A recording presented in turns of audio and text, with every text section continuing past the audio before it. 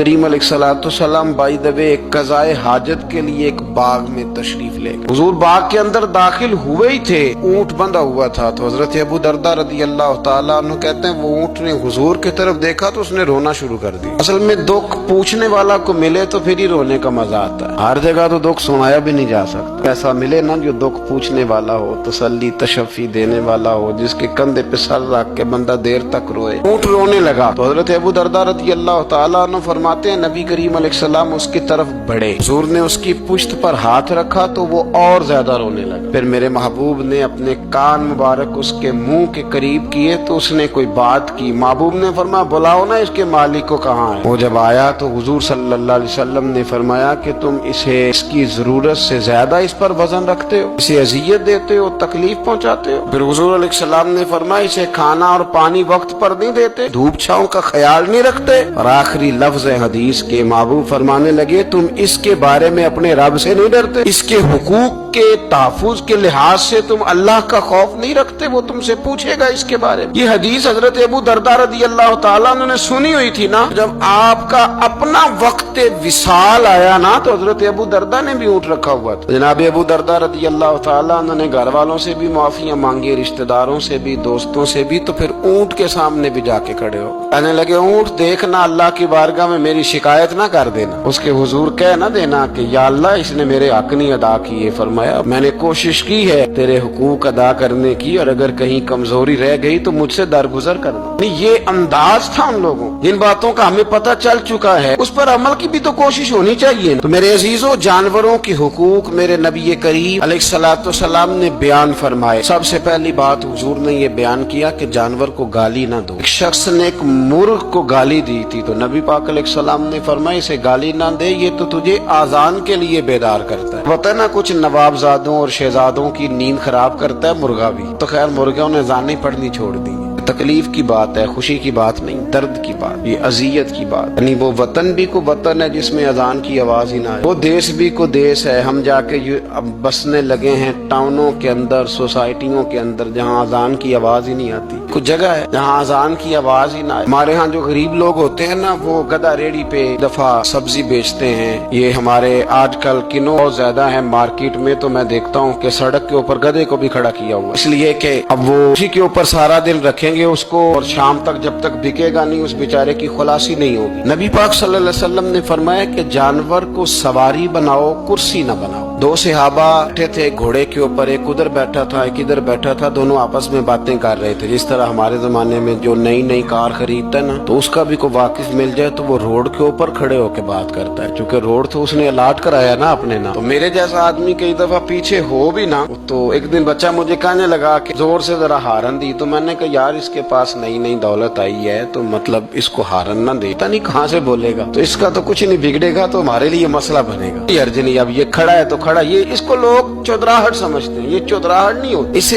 یہ آپ کے کمزور ہونے کی علامت ہے. اس طرح چھوٹا آدمی اس طرح کے کام کرتا ہے. بڑے لوگ تو کسی کو تکلیف ہی نہیں دیتے کیونکہ وہ بڑے ہوتے ہیں. تو نبی پاک علیہ السلام نے دیکھا دو غلاموں کو، ایک کے گھوڑے کا منہ ادھر ہے دوسرے کا ادھر ہے، تو آپس میں گفت و شنید کر رہے ہیں. میرے رسول کریم علیہ السلام نے وہیں تنبیہ فرمائی، حکم دیا، فرمایا سواریوں کو سواریاں بنایا کرو، کرسیاں نہ بنایا کرو. جب تک چلنا ہو اس پر بیٹھو، اور جب بات کرنی ہو تو گھوڑے سے نیچے اترو، پھر بات کرو تو پھر دوبارہ گھوڑے پہ بیٹھو کہ اس سے اتنا ہی کام لیا جائے جتنا وہ اس کا بوجھ برداشت کر سکے. عبداللہ بن مبارک نے نا کرائے پہ گھوڑا لیا تھا، کرائے پہ سواری لیتے. حضرت عبداللہ بن مبارک رحمۃ اللہ تعالیٰ نے ایک شخص سے کرائے پہ گھوڑا لیا کہ مجھے فلاں سفر پہ جانا ہے تو گھوڑا کرائے پہ دے دو. اس نے کہا جی کس نے جانا ہے؟ تو آپ فرمانے لگے میرا وجود دیکھ لے، میں نہیں جانا ہے. طے ہو گیا، آپ نے گھوڑا اس سے لے لیا. جب آپ جانے لگے تو ایک آدمی رستے میں ملا، کہنے لگا حضور کوفے جا رہے ہیں؟ فرمایا ہاں. کہنے لگا یہ میرا خط بھی لے جائیے گا، یہ میرا خط ہے. کتنا وزن ہوتا ہے خط کا؟ یہ میرا خط ہے، فلاں آدمی کو دیجیے گا. تو آپ فرمانے لگے تو میرے ساتھ واپس چل گھوڑے کے مالک کے پاس، اگر وہ اجازت دے گا یہ سفر گھوڑے پہ زیادہ رکھنے کا تو میں رکھوں گا، اگر وہ اجازت نہیں دے گا تو میں نہیں رکھوں گا. تو وہ آدمی کہنے لگا حضور اتنی چھوٹی باتوں کا کیوں خیال رکھتے ہیں؟ عبداللہ بن مبارک فرمانے कहने लगे इसलिए कि मैं रहमत लिल आलमीन नबी का मानने वाला हूँ, मेरे रसूल पाक अलैहिस्सलाम रहमत लिल आलमीन है, तो मैं इतना भी जुल्म जानवर पर कर सकता, मैं पहले इजाजत लूंगा उसके मालिक से, उसके बाद फिर मैं आगे जाऊंगा। तीसरी बात, हुजूर अलैहिस्सलाम ने फरमाया जो जानवर जिस मकसद के लिए पैदा किया गया उसे वही काम लेना, दूसरा काम नहीं लेना, जिस मकसद के लिए पैदा किया। घोड़ा, गधा और खच्चर खाना इस्लाम में ज़िबा करके खाना इसलिए जायज नहीं रखा गया कि ये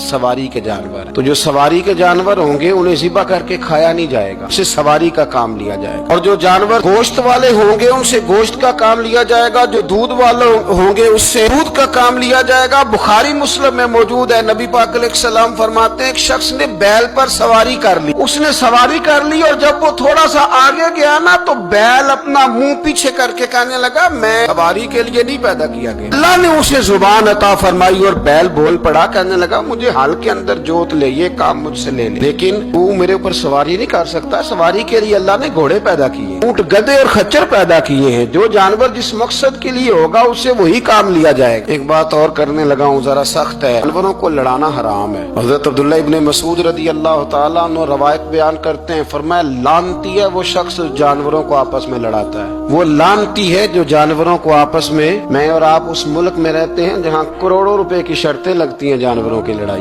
जानवरों को अज़ियत दी जाती है, तकलीफ दी जाती है, कबूतर उड़ाए जाते हैं और इनाम उसको मिलता है जिसका कबूतर देर के बाद आए, कबूतरबाज कबूतर को बैठने नहीं देता। ये हराम है, शरीयत इस्लामिया में हराम है जानवरों का लड़ाना और उनको एक दूसरे के खिलाफ उभारना हराम है, दीन में मना किया गया है। अब जानवर को अगर पालेंगे भी तो उस हद तक पालेंगे कि जिस हद तक उसको किसी अजियत में मुब्तला न किया जाए। कुत्तों की लड़ाई कराई जाती है, मुर्गों की लड़ाई कराई जाती है, जानवरों को अजियत पहुंचती है, बैलों की लड़ाई होती है, सींग टूट जाते हैं, लहू इतना बहता है जानवरों का कि देखा नहीं जाता, लेकिन सामने बैठने वाले तालियां बजा रहे हैं। ये तो बड़े सख्त दिल लोगों के रवैये कि जानवर का खून बह रहा है और आप तालियां बजा रहे हैं। मुर्गे बेचारे की चूंच लहू लुहान हो गई है, सामने वाले ने इतना मारा है और यहाँ तालियां बज रही है कि मेरा जीत गया, बजाय इसके कि उसको पट्टी की जाती, उसको देखा जाता। ये तो संग दिल लोगों का काम है। हम तो रहमतल लिल आलमीन नबी के गुलाम सल्लल्लाहु अलैहि वसल्लम, हमारे दीन ने तो हमें ये मिजाज ही नहीं दिया। हमने तो प्यार करना, हमने तो मोहब्बत बांटनी, हमने तो शफकत करनी। नबी पाक अलैहिस्सलातु वस्सलाम ने जानवर से उसके बच्चों को जुदा करने से मना फरमाया। जब तक बच्चे को माँ की जरूरत है उसे जुदा नहीं किया जाए,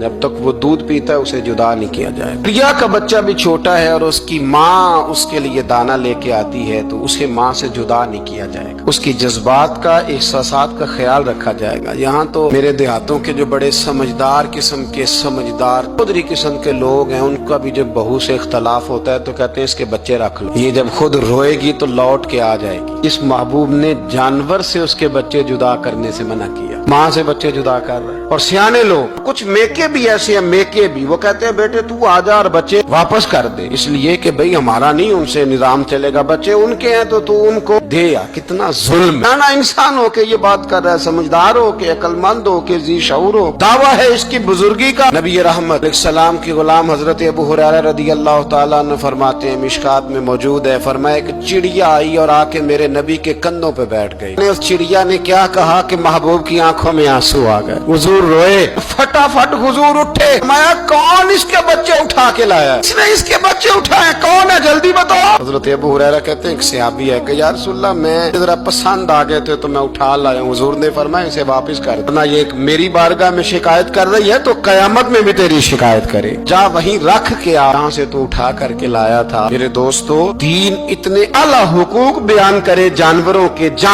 और इंसान उससे आगे बढ़ के इंसानों के साथ सलूक करे। हम ना सियासत से बादशाही लेना चाहते हैं, सियासतदानों के अपनी जेब से इश्तिहार छपवा के बादशाही लेना चाहते हैं, डेरा बना के बादशाही लेना, ना ना ना। बादशाही तो रहम करने से मिलती, बादशाही तो शफकत करने से मिलती, बादशाहियां तो अल्लाह की मखलूक से प्यार करने से मिलती। बादशाहियां, इमाम अहमद बिन हंबल रहमतुल्लाह तआला अलैह फरमाते, मैंने एक मुहद्दिस का तज़किरा सुना कि वो मेरे महबूब की हदीसें बयान करते हैं तो कहते हैं मैं शौके इल्म में उनकी बारगाह में पहुंचा, जब मैं गया तो कुत्ते को खाना खिला रहे, मैंने सलाम ली तो उन्होंने जवाब तो दिया पर कोई इतनी तवज्जो नहीं की मेरी तरफ। मेरे दिल में ख्याल आई मुहद्दिस हैं और कुत्ते के साथ इतना प्यार कर रहे हैं, मेरी तरफ देखा ही नहीं। तो फरमाते हैं वो कुत्ते को खाना खिला के फारिग हुए तो मेरी तरफ देख के कहने लगे, अहमद बिन हम्बल, मेरे इलाके में कुत्ते नहीं रहते, कुत्ते दूसरे शहर में ज्यादा पाए जाते हैं, ये भूखा था तो इधर आ गया था। और तुम्हें हुजूर अलैहिस्सलाम की वो हदीस तो पता होगी, नबी पाक ने फरमाया, जो किसी के साथ उम्मीद लगाए और वो आदमी उसकी उम्मीद पूरी करने पर कादिर हो